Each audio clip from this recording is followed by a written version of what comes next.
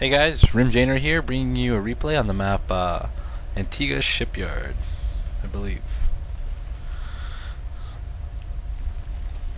Sorry if I have the map name wrong, but I think it's Antigua Shipyard. But yes, the 4 spawns. This map, your opponent can be spawning in any of the locations.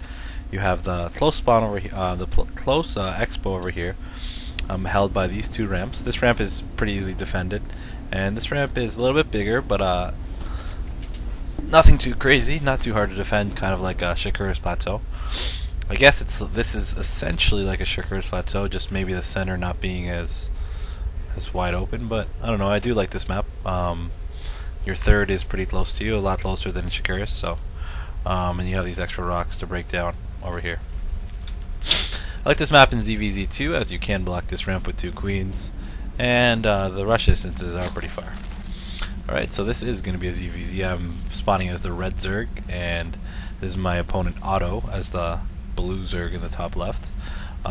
This game, I believe, I am going to go hatchery first and play a little defensive and then push out when I've droned up enough.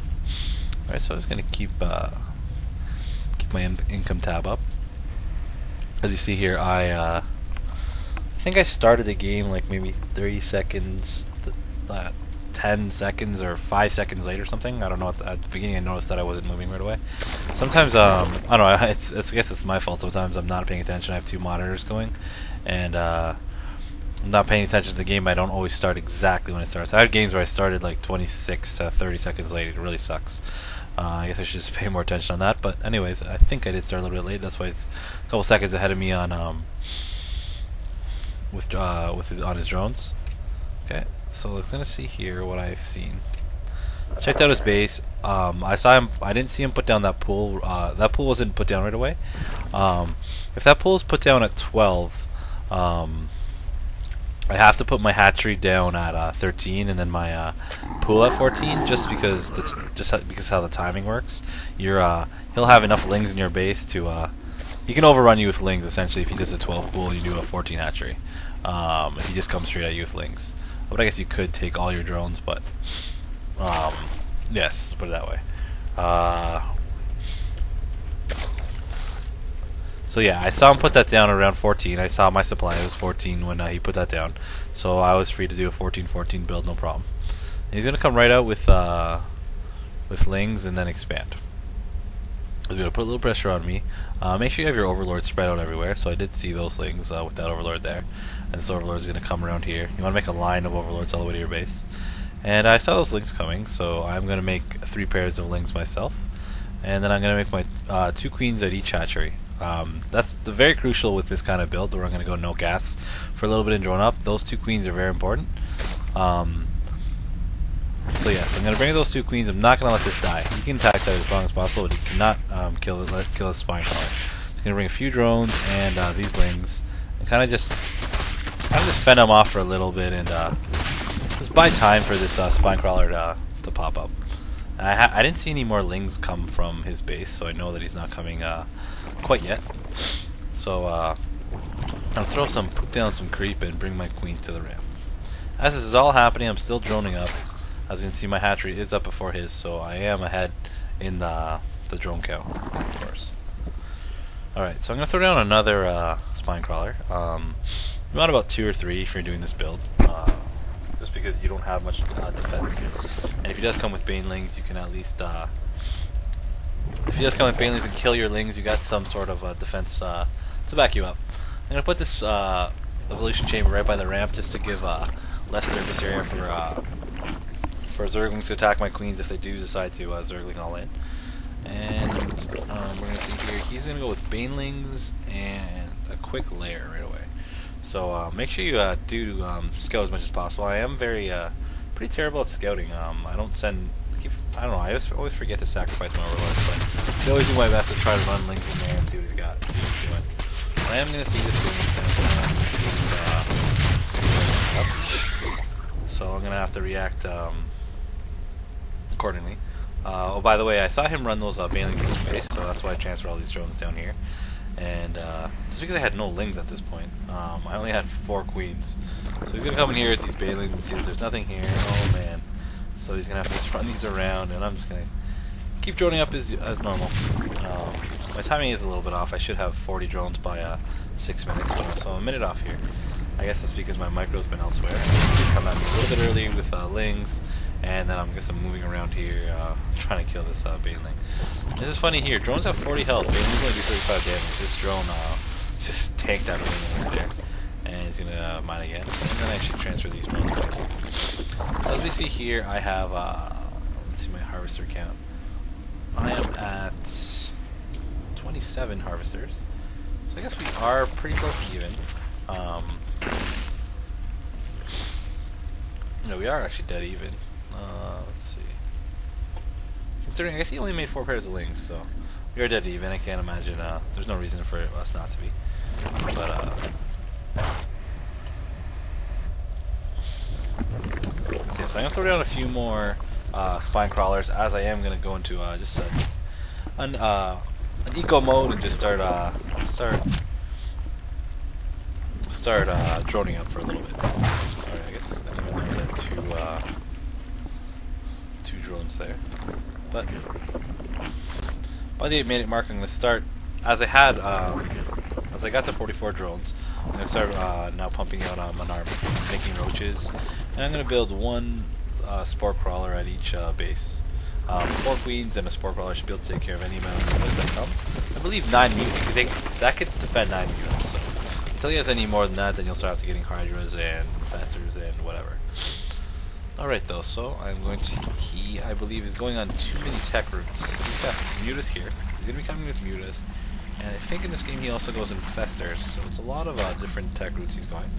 I am going to upgrade speed and have +1 carapace and attack both being upgraded. And roach speed as well. And as soon as this is all about done and I have 5 hydras, I will push out, doing a little timing attack here. And then all my reinforcements are just going to be zerglings. So I'm going to use as much gas on roaches and then just reinforce his zerglings. So here we go. I am going to build a hydralist den, and he's going to come in with 6 mutas. Definitely not a lot. I have 1 drone kill there, 2 drone kills, but I don't know if that's worth it, but also a muta there. And mutas are expensive, of course. And I don't know why he even pushed with 5 mutas. Not a great number to push with. You can't really kill too much. Even 2 queens should, like, unless I only had 2 queens, like, then maybe, but 5 mutas doesn't do that much. So I guess that's where we switch tech here. He's going to start building Roach Warren and Infestor's Pit and start upgrading +4 melee. I think he should have just came at me with lings and mutas, but I don't know why he decided to change tech routes. As you see here, he's actually very far ahead of me in the drones. He's been droning up too much. But I'm just building an army right now. Check our... As I am just massing up roaches, and I will push out very soon. Maybe I guess he overdrove, and that's maybe why I have such a... I'm going to have such a big army to push his base. He did get a little greedy, I guess. So we'll be pushing out very shortly, once I have a few more hydralisks. Yeah, so he has 54 drones, and this is basically going to be it for me because I am very behind in the drone count, 20 drones behind. I will have to kill as much as I can. He is taking his third, actually. And I'm massing up. I'm about to push out and then take my third if I need to. So I saw you at about 5 meters. I want to make sure I have like 6 or 7 hydralisks. And my guys are level 1-1. And we see here I have 5 hydralisks. And I'm still making more. I believe I'll be pushing up very shortly. Let's check our army here. My army is obviously much larger than his. And I'm going to push out with these guys right now. So when you are pushing out, the most important thing to remember is you have to keep on top of your injects. Your injects is so important because your reinforcing army is what is going to kill him. So he's supply capped right now, so I guess that's pretty good for me. He can't really make anything. And his infestors are coming out without energy. Kind of screwed up there, I guess. He built his infestors too early and he was killing them. He's actually pretty good from here. I'm gonna come in, and my roaches are stronger than his. They have +1 armor. I have the hydrogen in the back too, not as much as this. That's what I like but I'm going to finish off all these mutas, and I am going to keep reinforcing with coming in with Zerglings and mow down most of the source, and I'm going to come in here. Just reinforcing with Zerglings, keeping on top of my injects, and